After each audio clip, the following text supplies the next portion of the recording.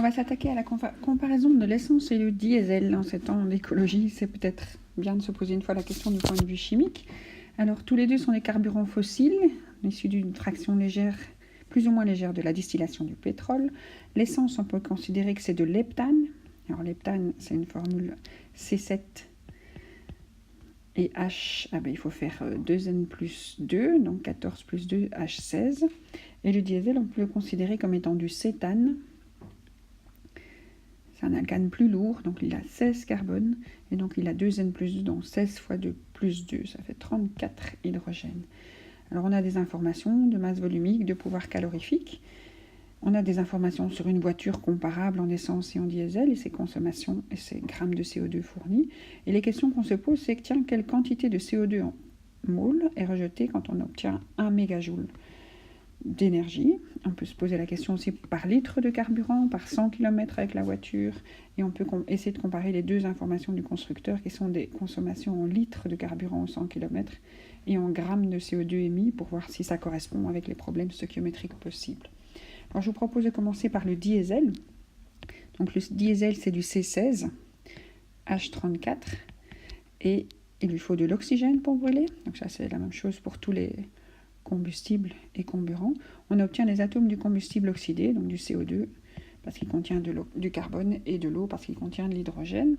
Alors comme il y a 16 carbone dans le cétane, il y aura 16 CO2 fournis. Comme il y a 34 hydrogène, il y aura 17 molécules d'eau. Et si on fait le calcul, ça nous fait 32 oxygènes venant du CO2 plus 17 oxygènes venant de l'eau. Ça nous fait 40 atomes, et on divise par 2, 49 atomes parce que ça ne tombe pas juste. Alors, on obtient aussi de l'énergie. Voilà. Alors, comment s'en sortir pour obtenir 1 mégajoule ? On va travailler avec des règles de 3. Donc, ce qu'on sait, c'est qu'on obtient 44,8 mégajoules en utilisant 1 kg de carburant. Donc, le jour où vous brûlez 1 kg de carburant, le jour où vous brûlez 1000 grammes de diesel, vous obtiendrez dans l'équation chimique 44,8 mégajoules. Et donc ça, c'est l'information du pouvoir calorifique du diesel. 44,8 mégajoules par kilo. Donc j'ai 44,8 mégajoules quand je brûle 1 kg. Alors nous, ce qu'on nous demande, c'est pour une énergie thermique de 1 mégajoule. Donc je vais diviser l'énergie par 44,8. Et donc je vais diviser aussi la masse qui va être nécessaire pour fournir ce mégajoule par 44,8. Et donc si vous faites 1000 divisé par 44,8, vous obtenez une masse de 22,32 grammes. Alors la question, c'est quelle quantité en moules de CO2. Et donc on va faire un problème stoichiométrique pour passer du cétane au CO2. Alors la masse, toujours transformée en nombre de moles, il faut utiliser la masse molaire. Alors le C16H34, vous faites 16 fois 12 plus 34 fois 1 et vous obtenez 226. Ce sont des grammes par mole. Et donc quand vous avez la masse et la masse molaire, il faut réfléchir une seconde si on multiplie ou si on divise. On va diviser parce qu'on a des grammes par mole, et diviser permettra de simplifier les grammes. Et donc on va prendre nos 22,32 grammes qui sont nécessaires pour obtenir 1 mégajoule, divisé par 226, et on obtient le nombre de moles nécessaire, 0,099, 877, donc 0,99. Alors, problème stoichiométrique, en 3 lignes, le nombre de moles de départ, la variation et le nombre de moles final. Donc ici, on va avoir besoin de 0,099 moles de diesel, une certaine quantité d'oxygène, et on va obtenir bien plus de CO2. Donc on n'a pas de CO2 au départ. Le cétane, il disparaît avec un coefficient de 1 dans l'équation. Le CO2, il apparaît avec un coefficient de 16 dans l'équation. Et donc je vais consommer toutes mes 22,32 grammes, mes 0,099 moles, avec un coefficient de 1. C'est assez facile de trouver le multiplicateur. Il est valable partout, mais je n'utilise qu'à 2 endroits. Et si je fais 16 fois 0,099, j'obtiens 1,58 moles. Et c'est la réponse à ma question A. Combien de moles de CO2 faut-il pour fournir 1 mégajoule ?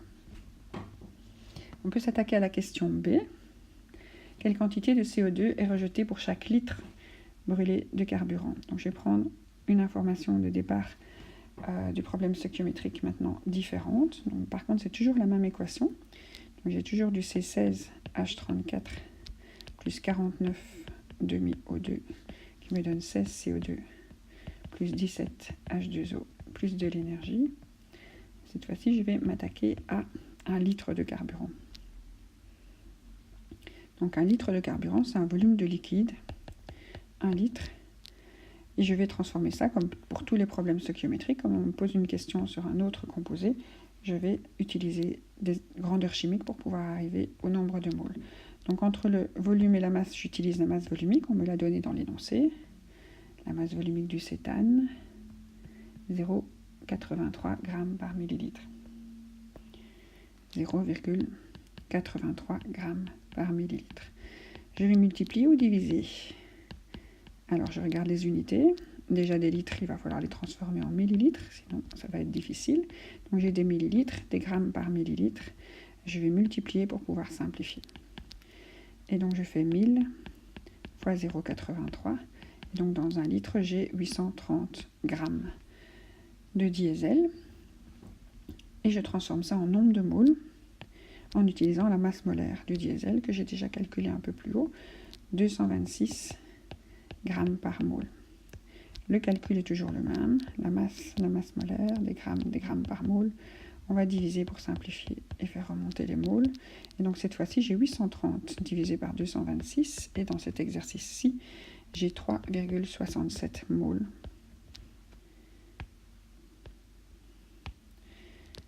De carburant à brûler quand j'en brûle 1 litre. Et donc je vais utiliser le même tableau de problème stoichiométrique, nombre de moles de départ, final, avec la variation. Je pars avec 3,67 moles quand je brûle 1 litre. Il part toujours avec un coefficient de 1. Donc ici le multiplicateur est très facile à retrouver.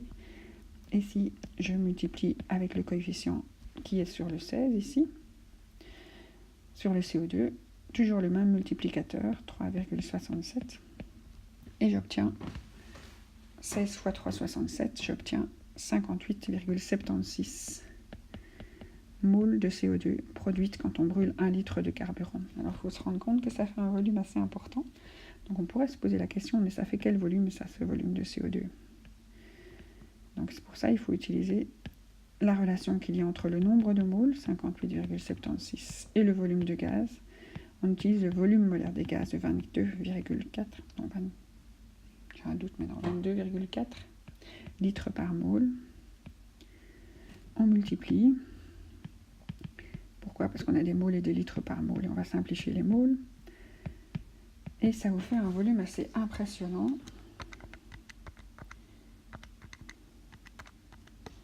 De 1316 litres. Donc plus d'1 mètre cube, 1,3 mètre cube de CO2 pur produit chaque fois que vous brûlez 1 litre de carburant. Ça fait réfléchir quand on remplit son réservoir, je pense. Alors on n'a pas répondu à tout, donc ça c'était une question bonus. La question c'était le nombre de moles, pas le volume. Et donc le petit C maintenant. Donc on a calculé la quantité de CO2 rejetée pour obtenir 1 mégajoule. On a calculé la quantité de CO2 rejetée quand on brûle 1 litre. Et je vous propose de calculer la quantité qui est rejetée pour 100 km avec notre fameux SUV Volvo. Et donc en diesel, il consomme 4,8 litres au 100. Donc on va faire le même exercice que pour le litre, mais maintenant pour 4,8 litres. Donc soit vous avez envie de refaire encore le problème stoichiométrique, après on passera à une façon de faire un peu plus courte. Mais ceux qui s'accrochent bien au problème stoichiométrique, ça peut être rassurant. Et donc on refait la même chose, cette fois-ci avec un volume utilisé pour 100 km, donc 4,8 litres, donc 4800 millilitres. Quand on utilise la masse volumique qui est toujours de 0,83, quand on fait toujours la multiplication, comme avant, la masse molaire, on obtient un nombre de moles, cette fois-ci, de 17,63.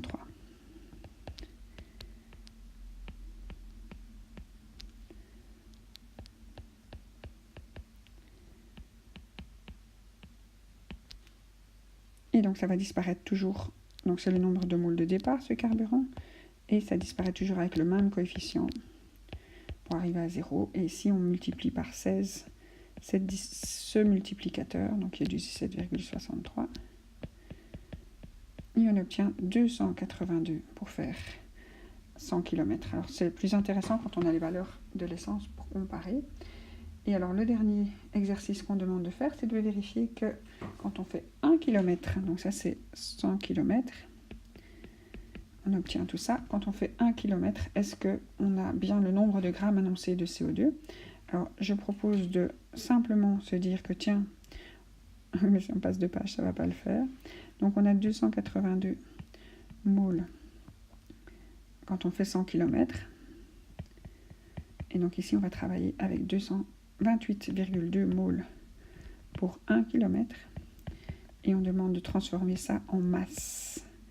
Donc il faut utiliser la masse molaire. Et on parle de CO2 ici. La masse molaire du CO2, c'est 44 grammes par moule. On fait 12 plus 2 fois 16. Et donc dans ce cas-ci, on a le nombre de moules et la masse molaire. J'ai mis fois, mais je vérifie.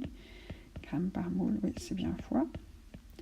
Et donc je fais mes 28,2 fois 44. Et on a 124 grammes de CO2 par kilomètre. Et donc c'est bien ce qu'ils annonçaient. Ils annonçaient 127 et on obtient 124.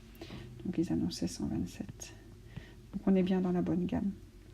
Donc le véhicule diesel est un petit peu moins polluant à l'usage.